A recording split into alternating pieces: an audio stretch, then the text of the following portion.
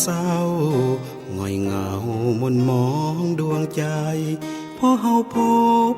กันสาไปหัวใจต่างมีเจ้าของน้องมีคู่หักซึ่งสลับปักใจปองส่วนอายก็มีคนจอง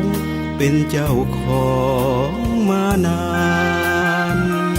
เฮาสองเคยหักแต่ก็มาพากันไปหวนมาพบกันครั้งใหม่หากเขาจึงกลายเป็นฝันตัวจริงเฮาสองบ่อาจจะครองคู่กันบ่อาจดื้อดึงข้ามผ่านศีลธรรมประเพณีวันเกณฑ์คนเขาจะนินทาวาสนาสองเฮามีเพียงเท่านี้หักแพงกันไปในสถานน้องพี่ไว้ศาสตร์หน้าถ้ามีจึงหวังเคียงกายหากห้ามใจก่อนจะเกิดแนวคิดโลเลย่านความหลงพามางเพศีลธรรมประจำดวงใจ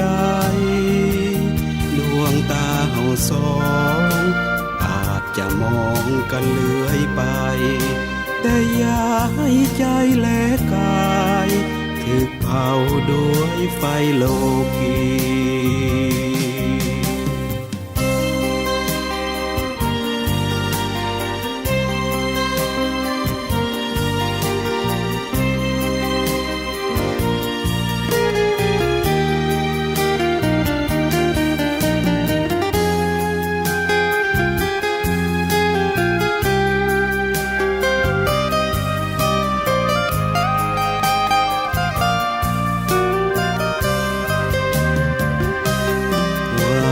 เกณฑ์คนเขาจะนินทาวาสนา